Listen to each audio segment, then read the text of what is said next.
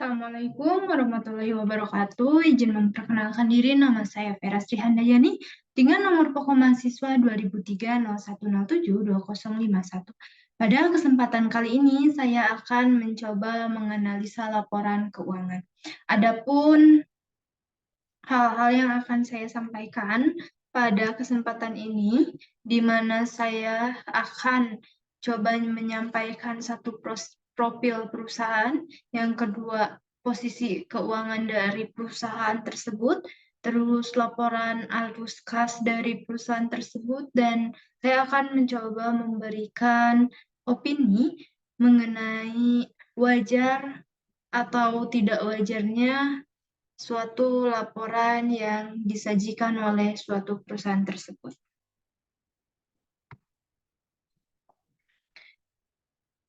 Otorisasi Jasa Keuangan atau OJK merupakan lembaga yang akan saya coba analisa pada kesempatan kali ini, di mana OJK ini menjadi suatu lembaga negara yang dibentuk berdasarkan Undang-Undang Nomor 21 Tahun 2011 yang berfungsi menyelenggarakan sistem pengaturan dan pengawasan yang berintegrasi terhadap keseluruhan kegiatan di dalam sektor jasa keuangan, baik di sektor perbankan, pasar modal, dan sektor jasa keuangan non-bank, serta asuransi dan dana pensiun, ada juga lembaga pembiayaan, terus ada jasa keuangan lainnya. Mungkin kita sering dengar ya, OJK itu menjadi nama yang sering kita dengar, nama yang sudah tidak asing lagi di telinga kita. Oke. Nah, apa sih OJK ini? Kenapa dia ada? Jadi secara lebih lengkapnya, OJK itu adalah lembaga independen dan bebas dari campur tangan pihak lain yang mempunyai fungsi, tugas, dan wewenang pengaturan, pengawasan, dan pemeriksaan, serta penyidikan sebagaimana dimaksud dalam Undang-Undang Nomor 21. Oke, adapun tugas pengawas industri keuangan non-bank dan pasar modal secara resmi beralih dari Kementerian Keuangan dan Bapepam LK ke OJK pada tanggal 1 Desember 2012, sedangkan pengawasan di sektor perbankan beralih ke OJK pada 31 Desember 2013. Oke, latar belakang dari OJK ini dan kenapa sih saya coba menganalisa laporan keuangan dari OJK ini? Jadi secara teoritis terdapat dua aliran dalam hal pengawasan lembaga keuangan. Di satu pihak terdapat aliran yang mengatakan bahwa pengawasan industri keuangan sebaiknya dilakukan oleh satu institusi, namun di lain pihak ada aliran yang berpendapat bahwa pengawasan industri keuangan lebih tepat apabila dilakukan pada beberapa lembaga. Di Inggris misalnya, industri keuangan diawasi oleh Financial Supervisory Authority atau FSI, sedangkan di Amerika Serikat, industri keuangan diawasi oleh beberapa institusi, ada SIC atau Securities and Exchange Commission, misalnya mengawasi pasar modal, sedangkan industri perbankan diawasi oleh Federal Reserve atau the Fed, ada FDIC atau Federal Deposit Insurance Corporation, dan OCC, Office of the Comptroller of the Currency. Oke. Berikut ada laporan keuangan yang tersaji. Kita lihat ya, di sini ada laporan posisi keuangan per 31 Desember 2022 ini telah diaudit dan 31 Desember 2021.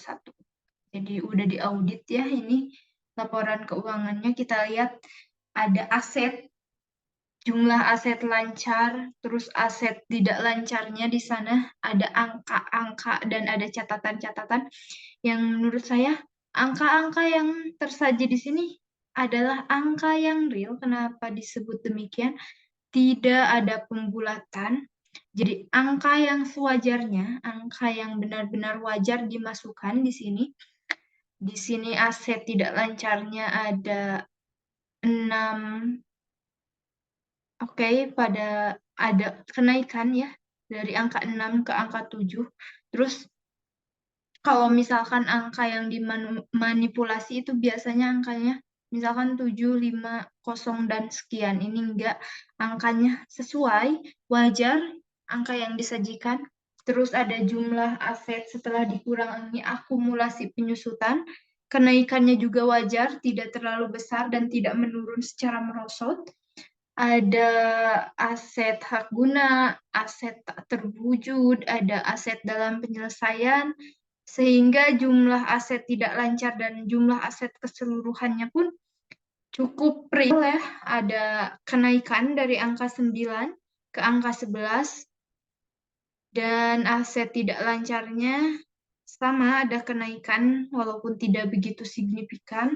Begitupun dengan jumlah hutangnya, angka-angka yang tercatat cukup real. Ada jumlah liabilitas dan aset neto itu ada di angka 9875 pada tahun 2021, sedangkan pada tahun 2022 ada 11 sekian, angka yang cukup real dan cukup untuk dipertanggungjawabkan, melihat kenaikan ataupun selisih angka yang didapat tidaklah terlalu besar. Terus ini ada laporan arus kas. Jadi arus ada yang dari aktivitas operasi, investasi, atau kas bersihnya ya, kenaikannya juga tidak terlalu begitu signifikan. Terus tercatat segalanya, ada pungutan, ada APBN, kegiatan operasionalnya apa ada di sana, kegiatan administratif, pengendalian aset, pendukung lainnya juga, penyetoran kas negara pun ada di sana. Bahkan untuk perolehan aset tetap, aset tak berwujud dan lain sebagainya cukup unik karena di sini disebutkan secara detail ya. Oke. Menurut saya, dari kedua laporan ini, dari laporan posisi keuangan, dari laporan arus kas, saya ingin memberikan opini bahwa laporan keuangan ini adalah wajar tanpa pengecualian. Kenapa demikian? Karena angka yang disampaikan di catatan keuangan ini cukup real.